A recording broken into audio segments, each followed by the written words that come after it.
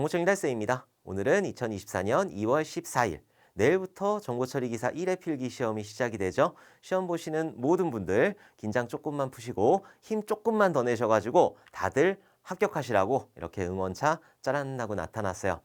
정보처리 같은 경우에는 CBT 형태로 바뀌게 되면서 약 3주 정도의 시험을 보게 돼요. 그래서 가장 먼저 시험 보시는 분들이 2월 15일, 그러니까 내일부터 시험을 보기 시작할 거고, 가장 마지막에 보시는 분들이 3월 7일 날 시험을 보시게 될 거예요. 제가 이전에 공지를 촬영을 하면서 조금 일찍 시험 날짜를 잡아주셨으면 좋겠고, 여러분들 집에서 가장 가까운 위치에 시험장을 선택하셨으면 좋겠다라고 말씀을 드렸는데, 다들 그렇게 하셨을 거라 믿어 의심치 않아요. 이게 왜냐면은 2월 15일부터 준비해가지고 4월 달에 첫 번째 1회 실기 시험을 대비하는 것도 시간이 빠듯하단 말이에요. 근데 3월 7일 날 합격해가지고 4월 달에 있는 1회 시험에 대비를 하는 거는 정말 시간이 굉장히 촉박하단 말이죠. 이게 3주 정도니까 우리가 3주 동안 실기 시험을 준비를 못하는 거기 때문에, 그래서 제가 일전에 당부드린 거는 그런 이유 때문에 조금 일찍 여러분들이 시험 날짜를 잡아주셨으면 좋겠다라고 말씀을 드렸던 거예요. 다들 그렇게 하셨을 거라 믿어 의심치 않아요. 자, 그리고 필기 시험 같은 경우에는 아직까지 준비를 많이 못하신 분들이 분명히 계실 거예요. 이제 지금까지 뭐 여러 가지 일들도 많았잖아요. 뭐 새해도 있었고, 그리고 설날 구정 연휴도 있었고, 그러니까 준비 못하신 분들 많으실 텐데, 절대 포기하시면 안 돼요. 내가 응시를 냈잖아요. 칼을 뽑아 들었으니까는 무라도 쓸어야 되는 거죠. 그러니까 절대 포기하지 마시고, 남은 시간 동안, 그게 언제라도 남은 시간 동안 조금만 더 열심히 하셨으면 좋겠어요. 당장 내일 시험이다. 근데 준비 많이 못했다. 그럼 오늘 밤 새시면 되는 거예요. 당장 내일 모레 시험이다. 그럼 이틀 동안 밤새면 되는 거고. 만약 3월 7일 시험이다. 그럼 그때까지 조금 더 여유 있게 준비를 해주시면 된다. 절대 포기하시면 안 돼요. 자, 필기시험 같은 경우에는 실기하고 조금 틀려가지고 합격률이 굉장히 높아요. 그래서 반올림해가지고 거의 60% 가까운 합격률을 나타내고 있는데, 문제만 열심히 푼다고 하면은 분명히 필기시험 합격을 하실 수가 있을 거예요. 그러니까 뭐 지금부터 뭐 당장 일주일 안에 이제 시험인데 당장 지금부터 뭐 이론을 공부하고 프로그래밍 언어를 공부하고, 그건 아니에요. 그건 아니고, 뭐 일주일 남았다라고 하면은 무조건 문제풀이에요. 그러니까 내일 시험이다. 오늘 하루 종일 문제를 푸셔야 되는 거예요. 문제 풀고 내일 합격하신 다음에 그 다음에 실기를 열심히 준비하시면 되는 거죠. 그래서 여러분들 다들 포기하지 마시라고, 여태까지 준비를 못했다고 해가지고 아유 가봤자 뭐 떨어질 건데 그러고 하지 마시고, 갔을 때 어쨌든 복불복 시험이란 말이에요. 내가 맨날 공부했던 내용들이 나올 수가 있는 거고, 내가 아는 내용들이 나올 수가 있는 거기 때문에 일단 시험장에 가세요. 시험장에 가셔가지고 시험을 본 다음에 그 다음에 판단을 하자고요. 그 다음에 절대 포기하시면 안 된다. 그리고 마지막까지 최선을 다해 주세요. 정말 마지막까지 문제 열심히 풀어주시면 될 것 같아요. 사실 고백을 하자면은 저도 정보처리 기사를 취득을 할 때 3일 공부했어요. 필기 같은 경우에는. 왜냐면은 그때나 지금이나 문제은행에서 거의 다 돌려서 나오기 때문에 그 정도만 공부해도 필기는 합격할 수가 있다. 제가 필기부터 공부를 하라고 하는 이유는 실기를 조금 더 수월하게 합격하기 위해서 필기를 공부하라고 말씀을 드리는 거지, 실제로 필기 시험만을 위해서는 문제풀이만 열심히 해주시면 되는 거예요. 근데 필기 준비하시는 분들 아우 아깝다, 아우 시간 아깝다, 이게 아니에요. 여러분들은 실기, 그러니까 필기하고 실기하고 출제 기준이 똑같기 때문에 필기를 준비하시면은 실기에서 훨씬 더 수월하게 대비를 하실 수가 있으니까 아깝다 생각하지 마세요. 그러니까 지금 당장 뭐 준비를 많이 안 하셨다 하시는 분들, 그분들을 위해서 제가 말씀드리는 거 열심히 문제를 풀어주시면 된다. 자, 그리고 내일부터 시험이니까는 어떤 것들을 준비를 해야 되는지, 어떤 것들을 유의해야 되는지 그런 것들만 간단하게 말씀드리고 물러나도록 할게요. 자, 먼저 준비물 같은 경우에는 수험표를 출력하시던가 아니면은 수험번호 적어 가시면 되는 거예요. 꼭 굳이 얘는 없어도 된다. 자, 신분증. 얘는 없으면 그냥 나가야 돼요. 얘 신분증 주세요. 그랬는데 신분증 없는데요. 그럼 안녕히 가세요. 그런단 말이에요.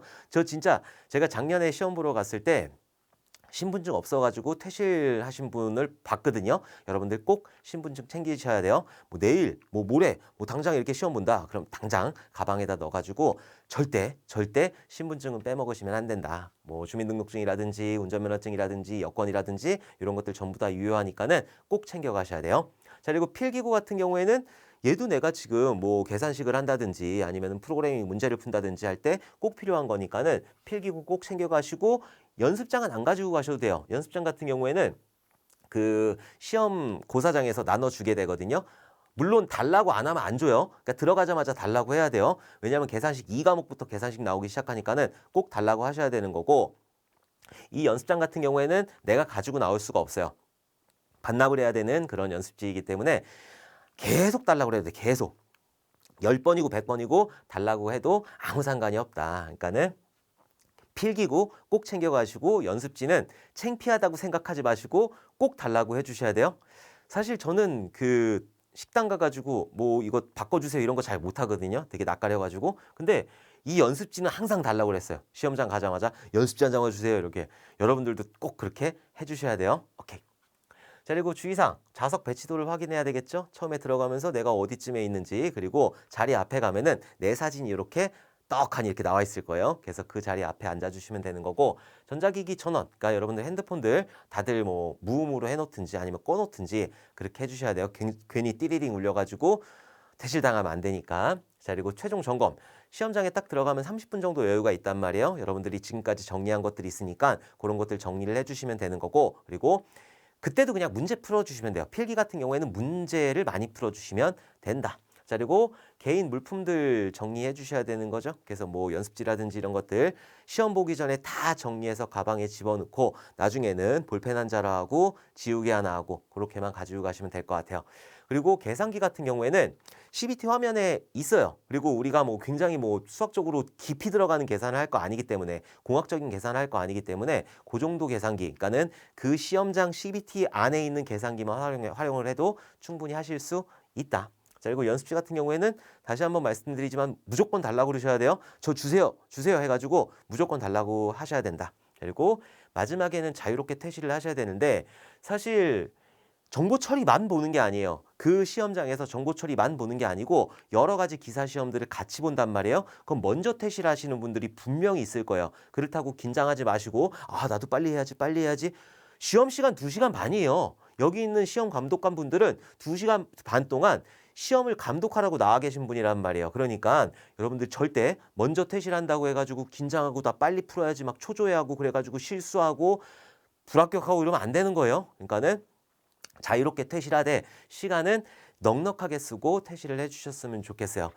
합격을 해야 되니까 일단 실기시험 보려면은 필기시험 합격을 해야 되니까는 필기시험 합격을 위해서 다른 사람 나간다고 해가지고 긴장하거나 뭐 조바심 내거나 이러지 마시고 여러분들 시간 쓸 때까지 다 써가지고 2시간 반 동안 쓸 때까지 다 써가지고 여러분들 자유롭게 퇴실을 하시면 될 것 같아요. 자, 그리고 마지막에 답안 제출을 하게 되면은 합격 결과가 떠요. 내가 합격했는지 불합격했는지. 그럼 나오면서 이제 실기책을 사는 거죠. 실기책 사가지고 그때부터 공부를 하시면 되는 거예요. 실기 같은 경우에는 아무래도 좀 더 많은 부분을 공부를 해야 되기 때문에 바로 시험 준비를 하시는 게 좋아요. 우리는 필기 따려고 하는 목표가 아니라 실기까지 합격을 해가지고 정보처리 기사 자격증을 취득하는 목적을 가지고 있기 때문에 실기 같은 경우에는 최대한 빨리 시작을 해주셔야 된다. 그게 어떤 교재가 됐던 그리고 어떤 강의가 됐던 당장 시작하셔야 되는 거예요. 여러분들한테 맞는 강의가 있을 거고 여러분들한테 맞는 교재가 있을 거니까는 그런 것들 선택하셔가지고 당장 시작하시는 게 좋아요. 이거는 어쩔 수 없어요. 많이 들어야 된단 말이에요. 실기 같은 경우에는. 그러니까 필기 끝나고 나면은 그때부터 다시 실기 시험까지 나 1회 동해차에 합격하겠다라는 생각을 가지고 바로 당장 준비를 해주셨으면 좋겠습니다. 자, 그리고 CBT 체험 서비스 같은 경우에는 큐넷 들어가면은 확인을 하실 수가 있어요. 뭐 CBT의 index.html 해가지고 여기서 확인하실 수 있는데, 근데 그게 그렇게 크게 어렵지 않아요. 그냥 화면 이렇게 띄워놓고 거기서 뭐 체크하고 해가지고 다음으로 넘기고 답안 제출을 신중하게 하셔야 되는 거예요. 답안 제출하고 답안 제출 오케이 하면은 다시 원복을 시킬 수가 없으니까. 그래서 답안 제출은 정말 신중하게 내가 다 검토하고 합격할 수 있겠다. 그럼 그때 눌러주시면 되는 거예요. 어쨌든 체험 서비스는 여기서 해주시면 된다. 자, 이제 마지막으로 최종 정리를 해주셔야 되는데 기출문제를 확인해야 돼요. 얘가 가장 중요한 거예요. 내가 뭐 여태까지 준비를 못했어. 지금까지 뭐 설날 연휴도 있었고 그리고 신정도 있었고 크리스마스도 있었고 굉장히 많은 이벤트들이 있었단 말이에요. 연말이고 연초고 하다 보니까는 친구들이랑 술도 마셔야 되고 굉장히 많은 일들이 있었는데 그때까지 준비를 못했다고 하더라도 기출문제는 지금부터 열심히 하셔가지고 다들 합격하셨으면 좋겠어요. 그리고 지금까지 준비를 했다. 그리고 내가 시험 시간까지 여유가 있다라고 하시는 분들만 프로그래밍 언어 문제 확인해 주시고 또 또 시간이 있다 하시는 분들만 계산식 특강 있잖아요. 요것들 확인해 주시면 될 것 같아요.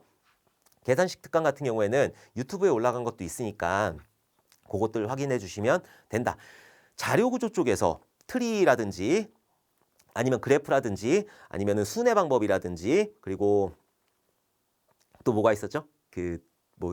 계산 표기법, 중위 표기법, 뭐 후위 표기법, 전위 표기법 이런 것들이 있었는데 걔네들 분명히 나온단 말이에요. 그러니까 그런 것들 꼭 계산식 특강 시간 되시는 분들은 한 번씩 꼭 들어주셨으면 좋겠어요. 그리고 더 시간이 남는다라고 하시는 분들은 서브넷 특강이라든지 아니면 프로세스 스케줄링이라든지 아니면은 메모리들 교체하는 거 알고리즘 그런 것들 꼭 기억을 그러니까 풀어주시고 여러분들이 익숙해지셨으면 좋겠어요. 이런 것들이 실기 시험에서도 나오니까는 지금 뭐 시간 낭비다 생각하지 마시고 조금 여유가 되시는 분들은 이런 것까지 같이 확인을 해주시면 될 것 같아요. 이렇게 해가지고 여러분들 내일 시험 잘 보시라고 딴 거 없어요. 그냥 여러분들 조금만 더 힘내가지고 내일 시험 잘 보셨으면 좋겠고 다들 합격하셔가지고 웃는 얼굴로 나오셨으면 좋겠습니다. 나오셔가지고 합격하셨다고 저한테 좋은 소식 좀 알려주셨으면 좋겠어요. 자 그러면은 여러분들의 합격을 진심으로 응원하면서 저는 열심히 실기 강의를 촬영을 하도록 할게요. 자 그러면은 다음에 웃는 얼굴로 다시 뵙도록 하겠습니다. 감사합니다.